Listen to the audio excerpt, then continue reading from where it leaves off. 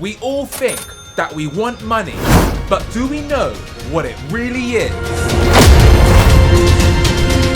They say money is the root of all evil, but is this true? This is the deep dark truth about money.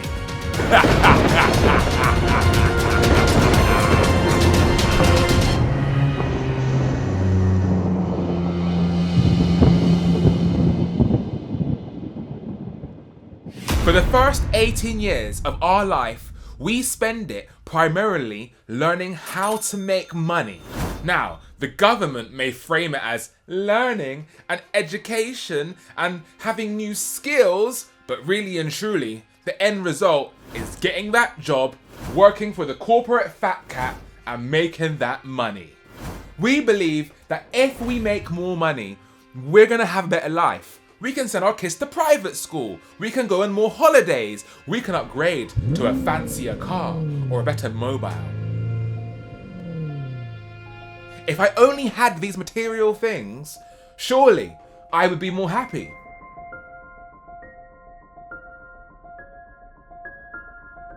One way we try to make more money is by gambling. And one of the popular ways to do so is by the lottery. Welcome to Friday's Euro Millions draw and UK Millionaire Maker. Tonight's jackpot is an estimated £25 million. The lottery promises if we just choose a random selection of numbers or images or patterns, we'll win big bucks. But we don't fall for the scam. Yes, there's more chance to get hit by lightning than to win the lottery, but just the fact that there's a small chance to win big bucks is mouth-watering to many of us. In the UK, we spend more than £8 million a year on our national lottery. But where does this money come from? From the rich or the poor? Stay tuned and you'll find out later. In September of 2023, Edwin Cashrow won over $2 billion in the lottery. However, the question isn't how much money he won, but will he even keep it? That's the question a lot of us forget. That's the question a lot of us neglect. Mickey Carroll from Norfolk, England hit the jackpot aged 19 years old when he won £10 million. But after just 10 years of living it large, he declared himself bankrupt in 2013. Mickey splashed the cash on, quote, Roman-style orgies with plenty of cocaine and hundreds of thousands of pounds of gold chains and holidays. Throughout his time spending all of his money, Mickey found himself in prison 3 times, appearing in court over 30 times for offences such as dangerous driving. Mickey, now aged 40, now lives in a 1-bedroom council flat in Scotland, where he works in a quarry delivering coal. But Mickey isn't the only lottery winner to suffer this tragic fate. In fact, 70% of national lottery winners go broke within just 3 years. Why, you may ask? Because being rich isn't about the money that you have. It's about the mindset you have up here. The truth is, a rich person is wealthy with or without money because they actually know how to make it. And because of that, they can make money if they have £0, £1 million or not. You see, being rich isn't about having money. It's about the decisions you make to take you there. Money doesn't fall out of trees. It's about the decisions that you individually take to make you more of it. Every time you save instead of going on a holiday. Every time you invest in a business instead of spending more money on your clothes.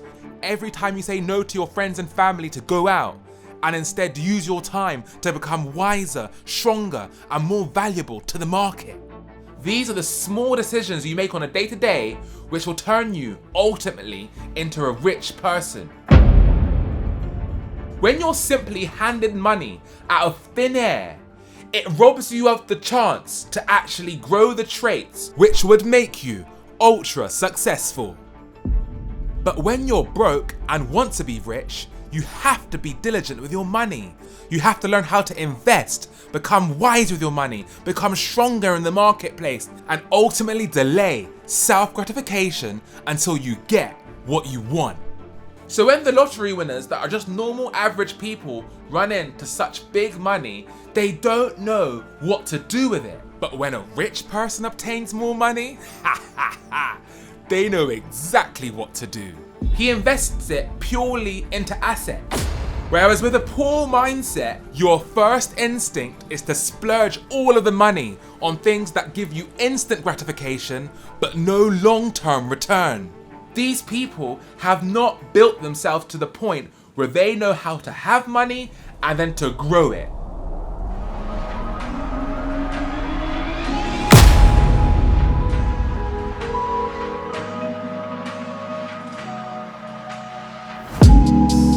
We think that rich people drive luxury cars, have designer clothes, own luxury mansions, and buy plenty of jewelry.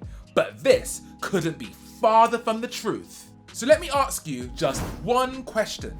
What car brands do you think that the rich actually buy?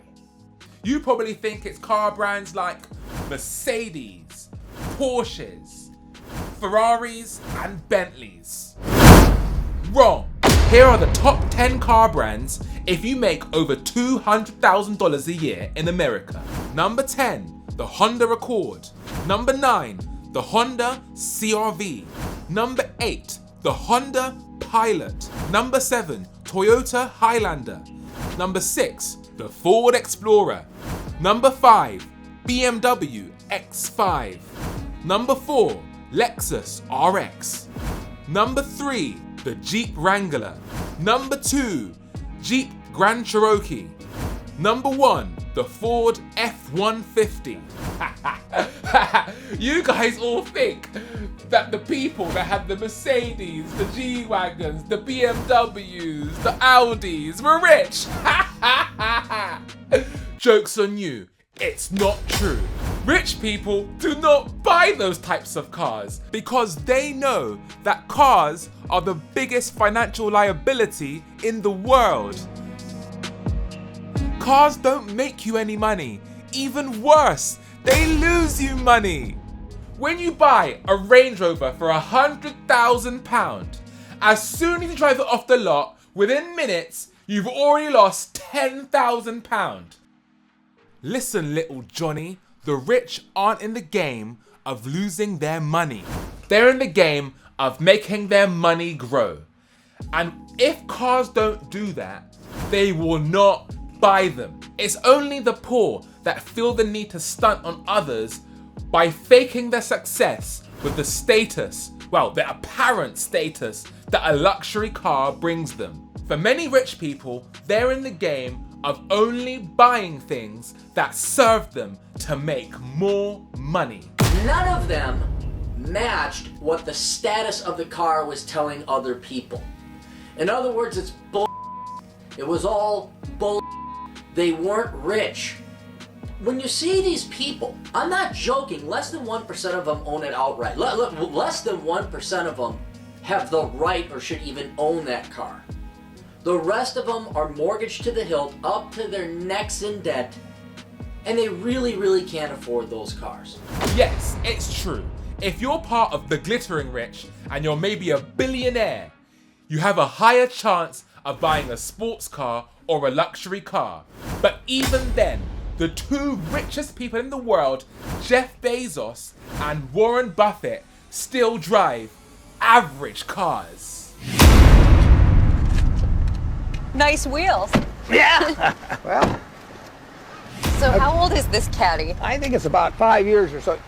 You'd think the third richest man in the world might have his own chauffeur, but not Warren Buffett. He prefers being in the driver's seat. Do any of your billionaire friends ever joke with you about the Cadillac and that you're driving and not something flashier? No, they know me pretty well.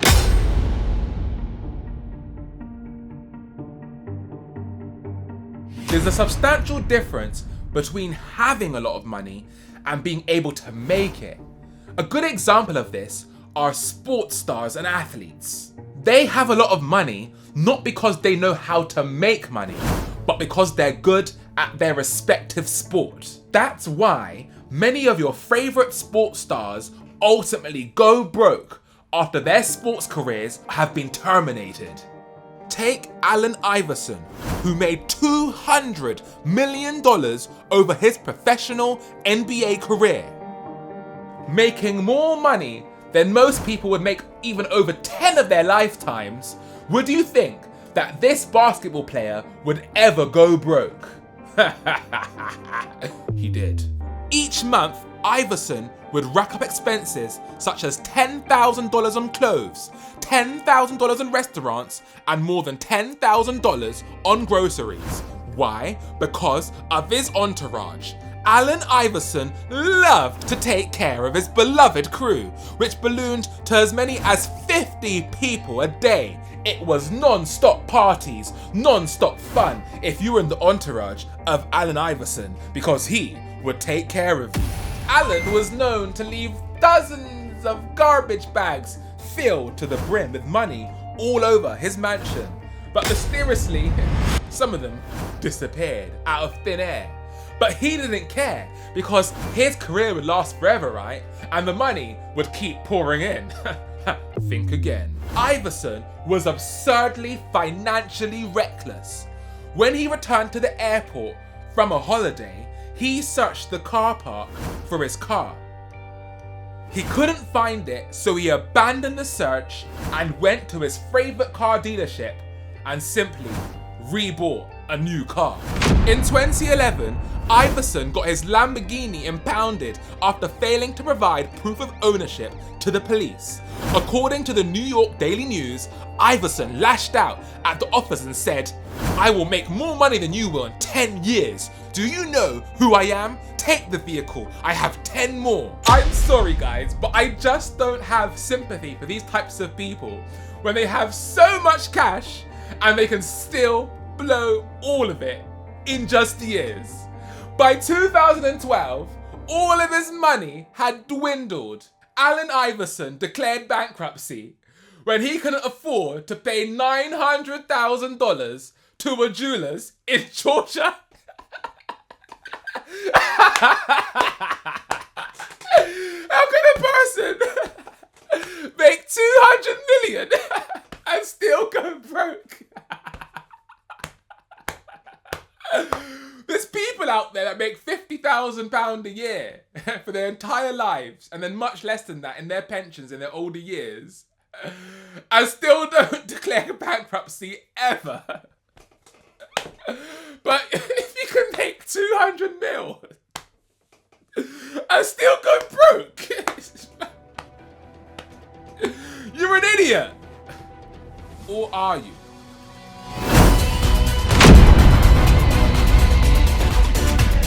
You see, people like Iverson blew their money because they made poor choices, like having debts of $900,000 for a jeweler's. Jewelry makes you no money. Why are you buying it? These people care more about retaining their status in their social group than actually being rich. Whereas the real rich, they don't care even for a minute to show off to you. The truth is, money is purely a tool that exposes who you really are. The elites of this world use money to control us because we are so addicted to it, to having more of it, to buy dumb, useless, material things which they know will keep us poor. The elites of this world tease the metaphorical carrot of money right in your face because they know you want it and you'll do everything to have it. And what's worse is, even when you have it, you'll keep buying stupid things which will make you poorer. You'll spend more money on your holidays. You'll spend more money at Nike, Prada and Gucci because they know that you have no literacy with money. They know as long as they can keep you dumb about money, then they themselves can have more of it.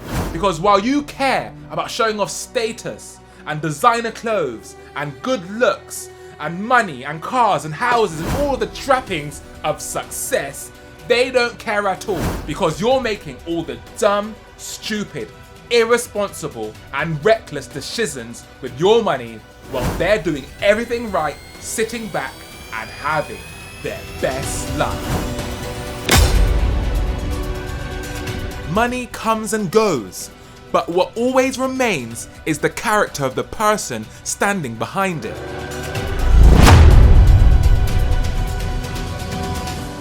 The true wealthy, they are the exact same type of person, whether they're rich or not.